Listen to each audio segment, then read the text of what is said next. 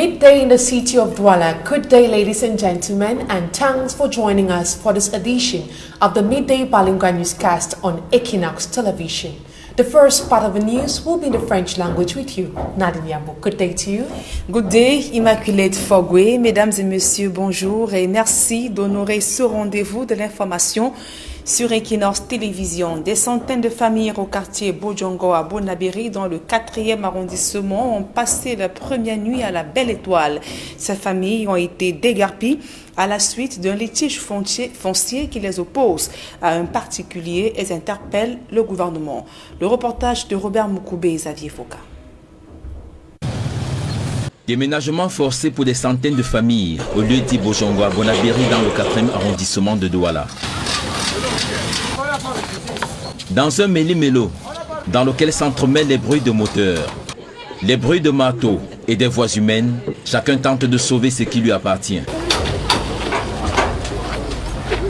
À l'origine de ce déguerpissement, un litige qui oppose un particulier à ses habitants. Les caterpillars sont arrivés aux environs de 6 heures ce jour et pour soi-disant déguerpir les populations de toute la zone. Monsieur Kamdem, représentant légal de la société LGCCA, estime qu'il détient 17 hectares dans le site. Selon ses habitants, d'une part, l'affaire qui ne date pas d'aujourd'hui a été portée devant la justice, qui n'a pourtant pas encore prononcé le verdict. D'autre part, le déguerpissement s'est fait sans aucune notification. Les juridictions ne se sont pas encore prononcées, notamment au tribunal administratif. Nous sommes donc surpris de voir débarquer sans aucune notification, signification d'une quelconque décision. Donc nous ne savons pas, parce que personne n'a été notifié, mais nous avons été surpris de voir débarquer les FMO, les forces de maintien de l'ordre, très tôt le matin, et les engins donc arrivés sur le site, dans le site, et commencer donc à exercer donc toute forme de destruction. Conséquence, des mobiliers sont entassés ci et là. D'autres utilisent divers types de moyens de locomotion pour mettre leurs biens à l'abri. Parmi les victimes de ces déguerpissements, de nombreuses familles, des déplacés internes. Il y a des gens qui viennent des régions sinistrées, des zones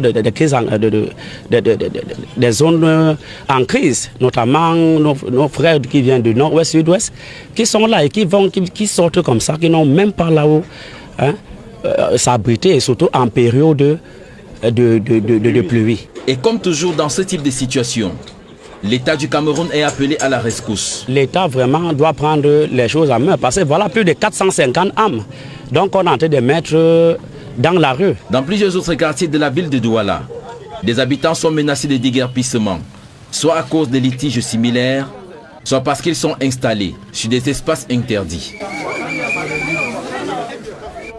Et toujours à Douala, de fortes pluies tombées ces derniers jours dans la ville de Douala ont provoqué l'affaissement d'une bus métallique sur l'axe aéroport Saint-Michel. D'énormes fissures sont observées sur la chaussée, autant de dégâts provoqués donc par des inondations de vendredi dernier. Le reportage de Jean-Paul Choniat.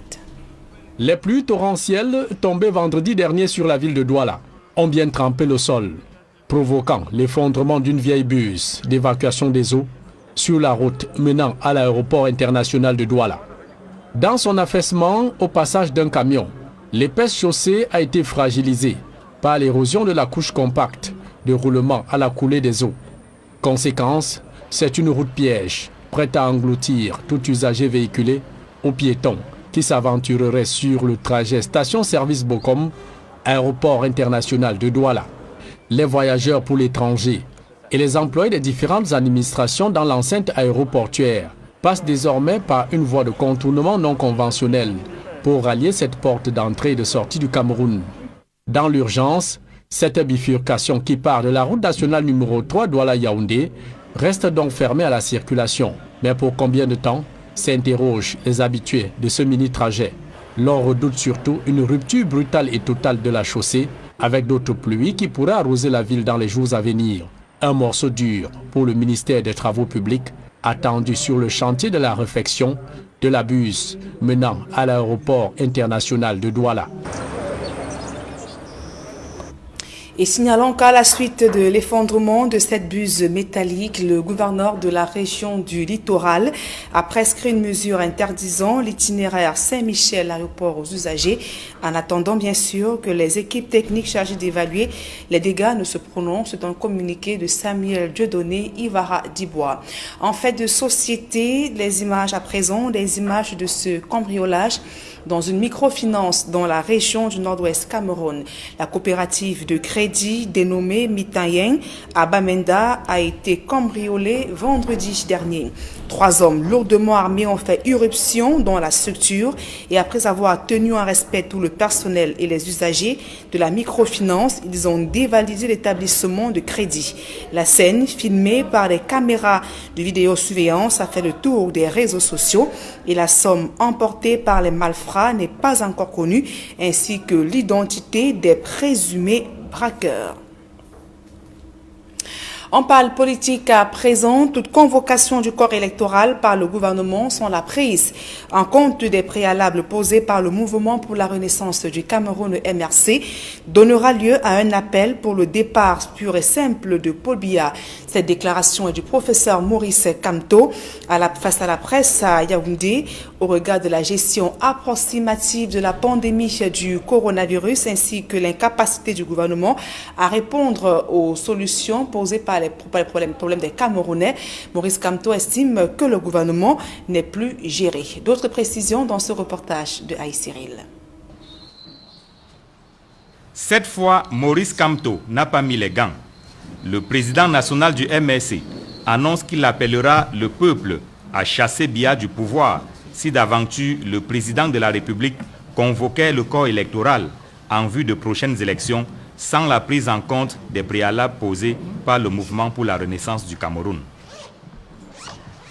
Toute convocation du corps électoral par le gouvernement illégal et illégitime de Yaoundé avant la prise en compte et une mise en application effective des 2 exigences rappelées ci-dessus emportera automatiquement lancement d'une gigantesque campagne nationale d'appel au départ pur et simple de M. Paul Biya du pouvoir. Pour le président du MRC, le moment est venu d'agir. Maurice Kamto invite les Camerounais à se tenir prêts. Notre combat face à la dictature du régime en place s'achemine vers sa phase critique. Le devoir patriotique nous appelle. Nul ne devra manquer à cet appel. Camerounaises de l'intérieur et de la diaspora, tenez-vous prêts. Si l'heure est arrivée, alors elle est arrivée. Pour justifier cette déclaration, Maurice Kamto affirme que les multiples crises qui secouent le Cameroun sans une réponse adéquate des pouvoirs publics est la preuve que le pays n'est pas gouverné.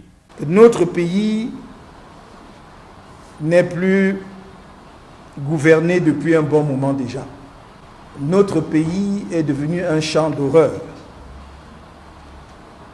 Attaque renouvelée de Boko Haram dans l'extrême nord, assassinat de sang-froid de femmes avec leurs bébés dans la même région, massacre de Ngarbou, assassinat d'un nourrisson à Mouyouka, le tout sans une réponse adéquate de l'État. Le glissement de la canne ainsi que les scandales financiers qui émaillent, selon lui, la gestion du coronavirus au Cameroun est une autre preuve de l'échec du régime de Yaoundé. Comme avec la préparation foireuse de la CAN 2019, les scandales financiers qui entachent la gestion de cette pandémie confirment que le Cameroun est devenu une kleptocratie. Il avait déjà donné un ultimatum de 7 jours à Paul Biya. Cette fois, Maurice Kamto met en garde et engage le président de la République à convoquer un véritable dialogue politique afin de résoudre les crises multiformes qui minent le Cameroun. Avant la prise en compte. L'actualité à l'international à présent, crise politique au Mali, les discussions entre les représentants des pays ouest-africains et la junte n'ont rien donné pour l'instant.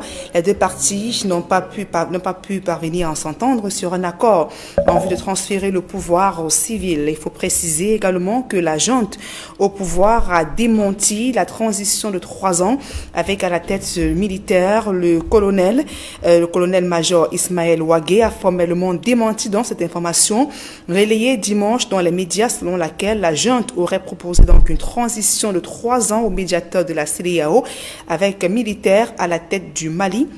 Déclaration faite à la presse hier lundi, dans le colonel a donc précisé que rien pour l'instant n'a donc été arrêté, a-t-il indiqué.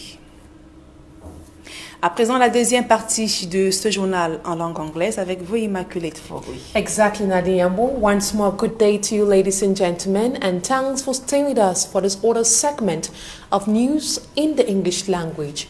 3 persons have died and 5 others hospitalized from food poisoning in Bonadikombo, a locality in Limbe, southwest region of Cameroon. The pot of beans eaten by the victims was allegedly contaminated with an insecticide known as Mukab. Details with Davison Maimo from Limbe.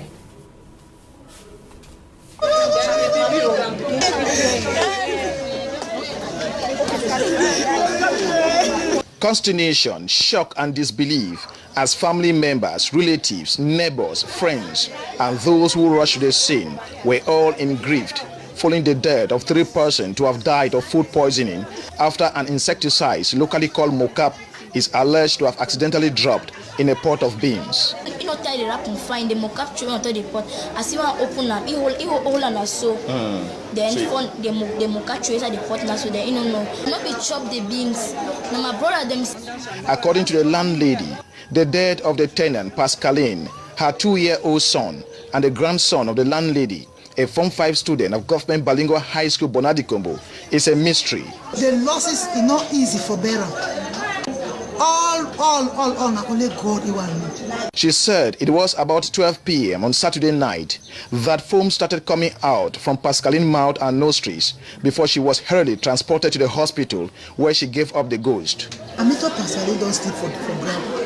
Then they take and go to hospital. So me I say Pascaline is foam for a nose, it is foam for a mouth.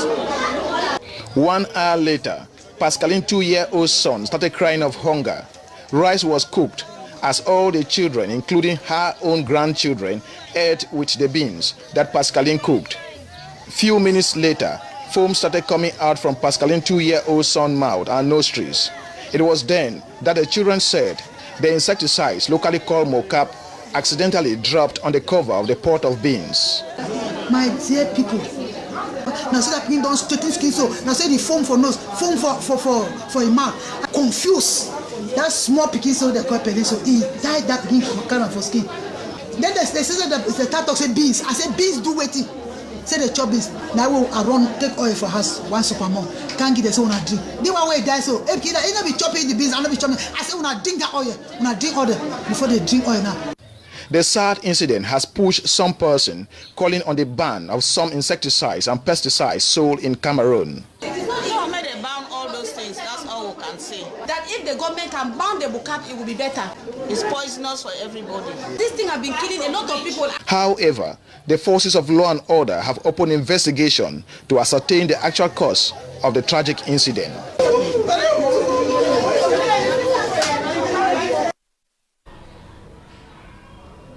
Davison Maimo reporting from Limbe in the southwest region of Cameroon. And we stay in the southwest region where the commander of the 2nd Military Region, General Iba Benoit, apologizes to the people of Muyuka in the southwest region over the poor behavior of some soldiers during military operations in that part of the country. The people also told the general that some of the men sent to the ground to protect them are rather brutalizing them. Details with Derek Jato from the southwest region of Cameroon. Many are sick. Most of them are orphans and widows. The atrocities that have been committed here are plenty. But Nana, any day now only cry. They don't do the one or the one don't die and only cry. We feel removed from their houses and gathered along this Buyakumba highway.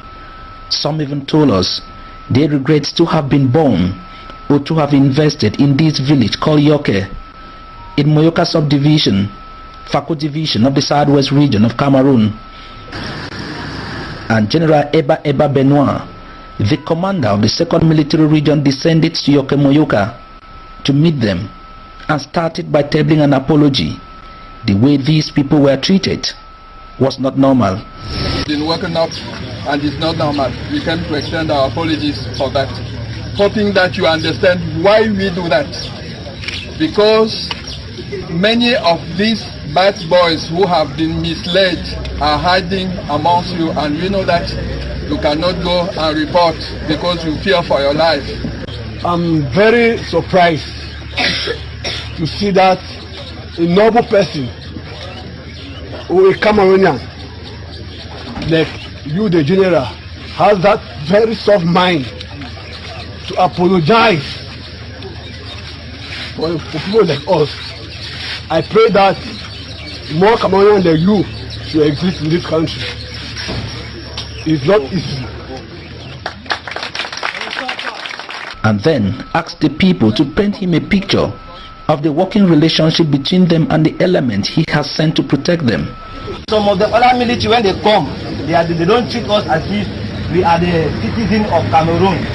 Instead, they might treat us in a way that we even feel bad when we see even young children. Young children now, when they see the military coming, they are running. They are running. So we find it bad.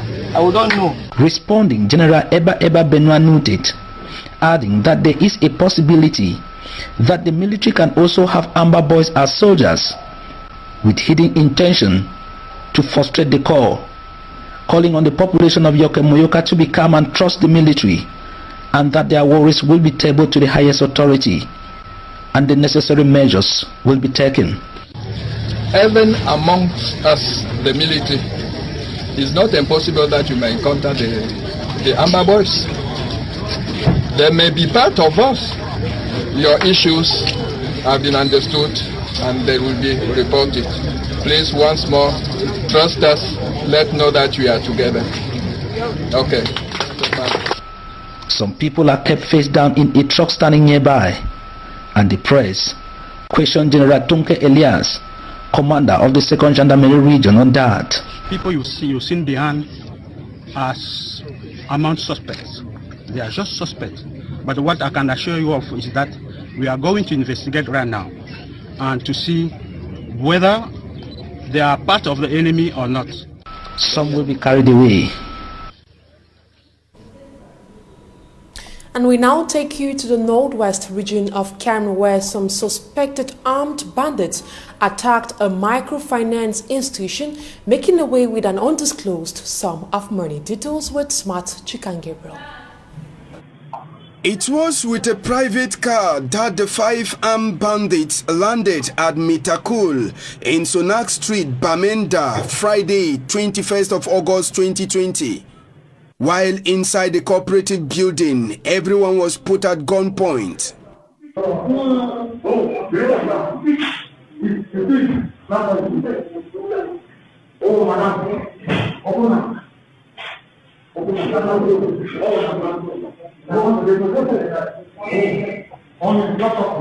The armed bandits then asked the accountants to pack all the money they had and put in their bags. They spoke both in French and broken pidgin English language.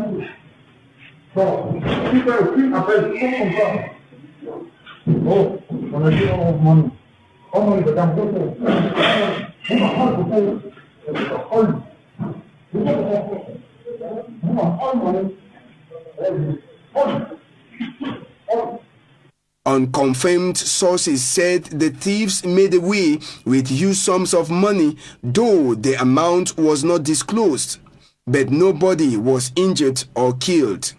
After the incident, the management of Mitakul, in a media release recently, said security is already on the alert as investigations have been launched to track down the armed bandits.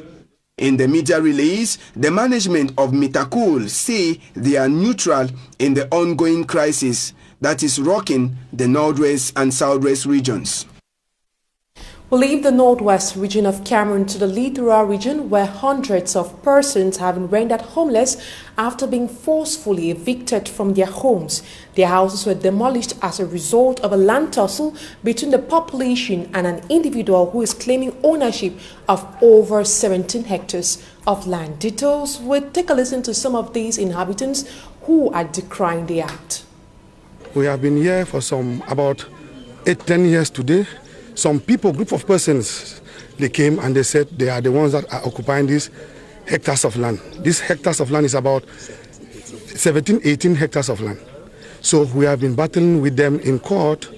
We have legal authentic documents that they have been issued to us from the court. Their land title even has been suspended. I believe, I'm not a legal practitioner, but I believe that if a land title is suspended, therefore that land title don't have any effect in that same area. So I'm doubting, asking myself this perplexed question, that how can gendarme police mix control by 4 a.m.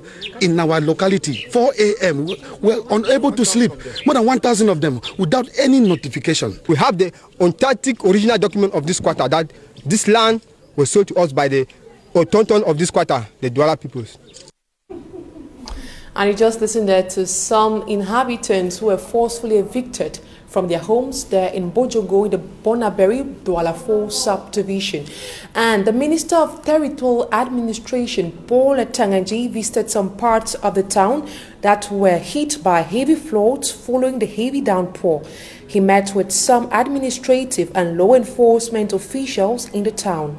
They discussed about the challenges the town is facing with regards to the heavy downpour. He equally distributed aid to those who were affected by the flood in the Douala 5 subdivision and other towns affected by the floods. We now take you out of Cameroon, where the military junta in Mali, who overthrew President Ibrahim Boubacar Keïta, have resumed talks with West African envoys. Titles with Innocent Aze. The Malian military junta that seized power last week has agreed to release our state president Ibrahim Boubacar Keïta. The announcement was made late Sunday during a meeting between the National Committee for the Salvation of the People, CNSP, and the Economic Community of West African States, led by former Nigerian President Goodluck Jonathan. The CNSP, which forced Keïta to resign and dissolve the government, and the National Assembly agreed that the ousted president will return to his home or go abroad for medical treatment in a country of his choice. The junta has also proposed a 3-year military-led transitional period before elections are held for civilian rule. Elsewhere in the Democratic Republic of Congo, thousands of people gathered in Kinshasa to welcome back home opposition leaders Martin Fayulu and Adolphe Musito over the weekend after several months of absence. They have both been abroad due to the suspension of international flights following the coronavirus pandemic. They arrived Kinshasa via the Njili airport. Both politicians took a few minutes in the VIP lounge at the airport. From there, Fayulu and Musito held a meeting at St. Teresa Square in Njili for the first time in 2020.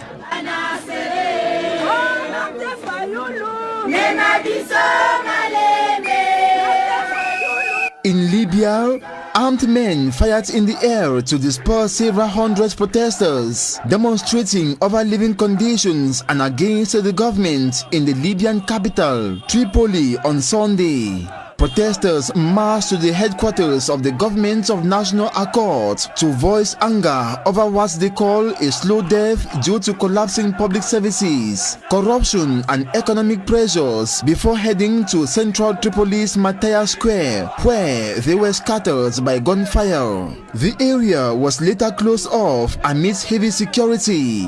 The Interior Ministry blamed infiltrators for violence against peaceful protesters that left one person injured and said it was investigating. The protest came 2 days after the government of National Accord, Prime Minister Fayez al-Sarraj, announced a ceasefire in Libya's long-running conflict and called for the lifting of an oil blockade by rival authorities based in the east of the country. And that report by Innocent Aze ends this edition of the Midday Balingua Newscast on Equinox Television. Have a blessed day in the company of our programs. Equally, have a blessed day, Nadiambo. Merci, Immaculée Fogwe. Fin de ce journal. Mesdames et messieurs, merci pour votre aimable attention.